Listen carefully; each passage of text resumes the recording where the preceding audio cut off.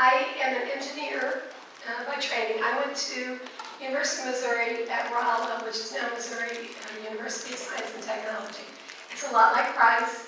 It's mostly engineers and pure science majors with a few smatterings of, a math major here or there or something like that. So very, very similar to the experience you're having, except I was in a tiny little town. So I wasn't in a large metropolitan area. And I started my first job out of school down here in Houston, working on the ship channel as an engineer, working in the utilities section of a plant. And some of the questions had to do with issues that I faced when I was out in the work world. And I want you to know that everybody goes through those. The young men do, young women do. I will tell you, today I had something occur, and it feels just like I'm 22 years old and was just given a bad performance review. But business is business. And this example is one I think you guys will enjoy as much as I enjoy telling it. I was very excited. I was revamping a superheater, and we needed new burners. So I brought the burner manufacturer in, and I organized this agenda, and I brought experts. I was with DuPont at the time. I brought experts in on combustion. We had a great meeting. As the meeting was concluding, it was my meeting, so I was very proud because it was one of the first times I'd done this. And as we're ending the meeting, the gentleman from the burner manufacturer came up to me and gave me a big hug. And I think I just stood there with my arms flopping around at my sides, because we shake hands in business, we don't hug, right? Unless we're distant relatives or something. And I looked over the shoulder at my expert, who was this big, brawny guy with a big beard. And I said, right? And so the gentleman made his way around the room, and he got to Bill, and Bill gave him a big bear hug. Said, "It's been so good to see you," and the guy went like this. And I said, "Thanks, Bill." But it was one of those awkward situations that sometimes we find ourselves in because folks aren't sure how to behave, or they think they know how to behave, and that it somehow should look different when it's with a woman than it looks when it's with a guy.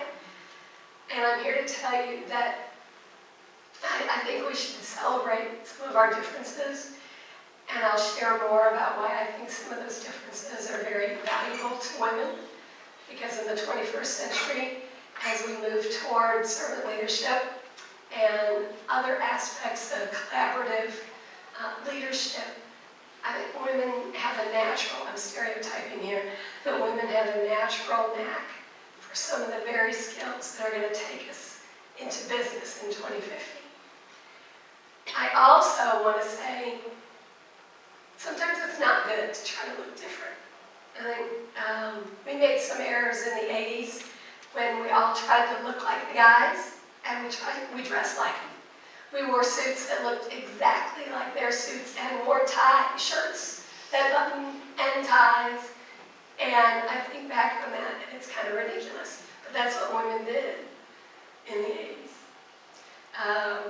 We also learned how to cuss and pound on the table and use sports metaphors and war metaphors, that sort of thing.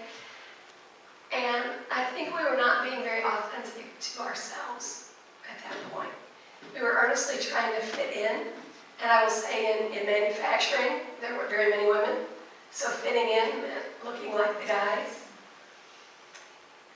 Sometimes not fitting in can be an advantage too. And I hope you guys think very hard about what it means to be true to who you are, and use your skills to an advantage, as opposed to trying to look like, act like, talk like some guy you saw get ahead. Because if you're not being authentic to yourself, you're going to get tired of living that lie eventually. I had another anecdote. As I moved my way up through that chemical plant, do we all need to clear clear our throats so that I sound better. All together. Sorry. There came a point where there was a job opening, and I knew I was the guy to get that job. I just knew it. I had prepared better. I had done very well in my projects, and that was my next step. And another guy with less experience and, in my humble opinion, not as well qualified as I, got the job. And I was flabbergasted. So I marched myself into the plant manager's office, and I said, Norm, I was very interested in that job, and I would like to know from you what I need to be doing differently to prepare myself the next time that job comes open. You could see the blood drain out of his face. Up until that moment, he never considered me for that job. And as he thought about me in that job, I know what he was thinking was, Kim would have been better for that job than the guy I just put in there. So he was an honest man, and he said, Kim, I honestly didn't consider you for that.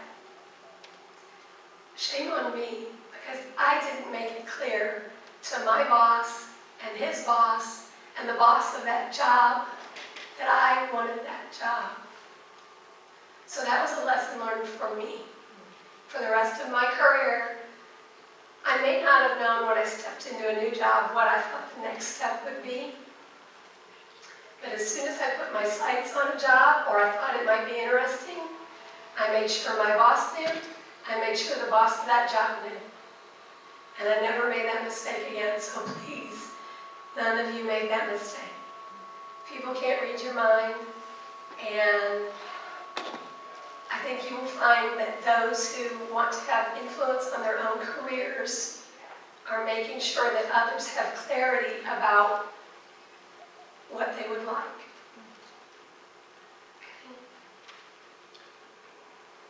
As I moved up, one of the things I made sure that I did was take risks. I wasn't always taking jobs that were in a nice little stair-step pattern above something I already knew. In fact, I often took jobs I knew nothing about. There were frequently opportunities presented to me that I had to go home and think about because it wasn't even on the radar. And I would say to you, those have been some of my best jobs, and those have been the stair steps to the next best job. So, as you know, if you want to make money, you got to take a little bit of risk, right? If it's all predictable, that's what happens at your bank right now when you make 0.25% interest. Because it's predictable. You know your money's going to be there and you're taking no risk. The more risk you take, the more opportunity you have to make more money in the stock market, in equities as opposed to bonds, for instance. The same is true with your career. If you always play simple and predictable and minimize your risk, you will have a solid career. But you may not be able to attain the opportunities that you're trying to get to, or the level that you're aspiring to. I worked on an ethylene plant, an olefins plant, which for those of you that are engineers, you know, for the first time in 20 years on the Gulf Coast, we're talking about putting in new olefins plants right now. But that was the last one that was built 20 years ago. Because natural gas prices started up, and natural gas liquids had value other places other than making plastic.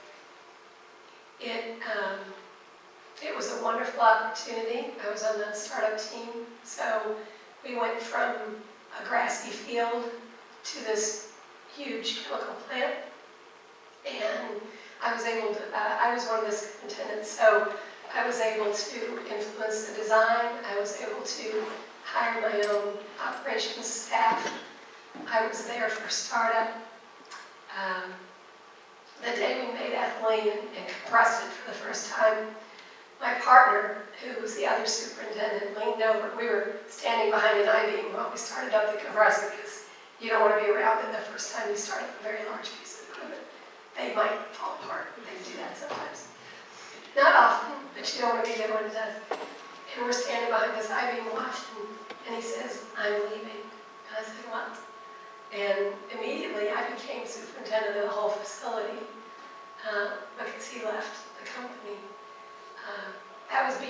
place at the right time, but it gave me a very different perspective to take the part that I knew inside and out, because I'd been there the day they put the stake in the ground for the tank, and then add to that the other pieces of equipment that I knew peripherally, and the other people that I've been working around that hadn't been working for me. So it's just a wonderful opportunity. I then took my operations background and I decided I needed a commercial background. So I moved into procurement.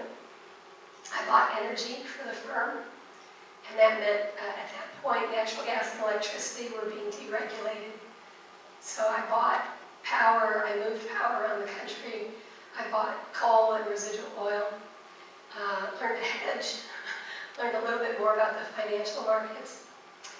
And then I decided it was time to have a baby. And so I did. And after Alex was born, I knew that the company I was working for at the time, I really didn't like its culture. And I was getting to a level that I felt like I have to espouse the culture of the place I live in. And if I'm an executive, I better believe in it wholeheartedly. So I began to look for another place to work. And at that point, my husband had quit work. He was a stay-home Mr. Mom with our daughter. And by the way, I got 2 boys free with the marriage. So they were already actually in college at that point. And as we looked, it was kind of a situation, because as women, we often think about, we do our jobs because we want to. We weren't raised to think we have to work. My generation wasn't, right? And there's still a lot of women who work for a while and then they quit to have their children. But for me, this was going to be the source of income for our family. And it caused me a little bit of pause, because there was a lot riding on this, because I was giving up a sure thing and I was stepping out to take a risk again.